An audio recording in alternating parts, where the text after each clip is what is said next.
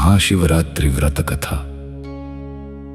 श्री शिव भक्त उपमन्यु की कथा। प्राचीन समय की बात है। एक बालक था जिसका नाम उपमन्यु था। उसके मन में बचपन से ही भगवान शिव के प्रति गहरी श्रद्धा थी। एक दिन उपमन्यु ने अपनी माता से दूध मांगा। माता बहुत गरीब थी, इसलिए घर में दूध उपलब्ध नहीं था। उन्होंने किसी प्रकार उसे समझाने का प्रयास किया, लेकिन उपमन्यु के मन में दूध पाने की इच्छा बनी रही। तब उसकी माता ने उसे भगवान शिव की महिमा बताई और कहा, बेटा, यदि तुम सच्चे मन से भगवान महादेव की भक्ति करोगे तो भोलेनाथ अपने भक्त की इच्छा अवश्य पूरी करेंगे। माता की बात सुनकर उपमन्यु के मन में भगवान शिव की भक्ति और भी दृढ़ हो गई। वह वन में चला गया और भगवान शिव को प्रसन्न करने के लिए कठोर तपस्या करने लगा। वो लगातार ओम नमः शिवाय का जाप करता और भगवान शिव का ध्यान करता। उसकी भक्ति देखकर देवता भी आश्चर्यचकित हो गए।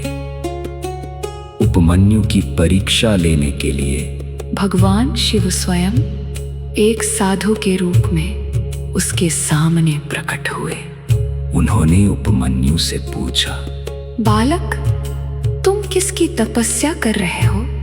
उपमन्यु ने श्रद्धा से कहा, मैं भगवान शिव की तपस्या कर रहा हूँ। वे ही मेरे आराध्य हैं। तब उस साधु ने भगवान शिव की निंदा करते हुए कहा, तुम इतने महान देवताओं को छोड़कर उस शिव की पूजा क्यों करते हो? भगवान शिव के प्रति ऐसे शब्द सुनकर उपमन्यु बहुत क्रोधित हो गया। उसने कहा, मेरे आराध्य भगवान शिव के विषय में मैं एक भी अपमानजनक शब्द नहीं सुन सकता। उसकी अटूट भक्ति देखकर भगवान शिव अत्यंत प्रसन्न हुए। तभी वह साधु अपने वास्तविक स्वरूप में प्रकट हुए और उपमन्यु के सामने स्वयं भगवान महादेव खड़े थे।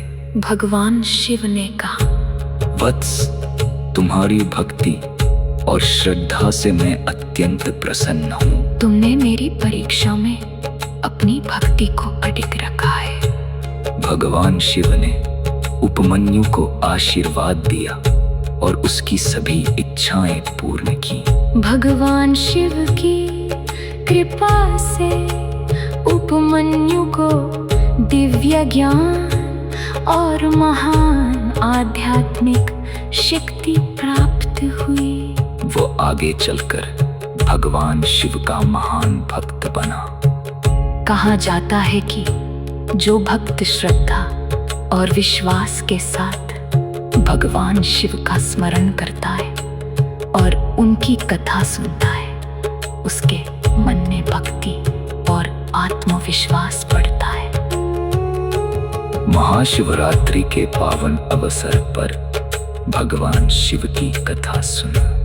ओम नमः शिवाय का जाप करना और श्रद्धा पूर्वक शिव जी का पूजन करना भक्त के लिए अत्यंत मंगलकारी माना जाता है।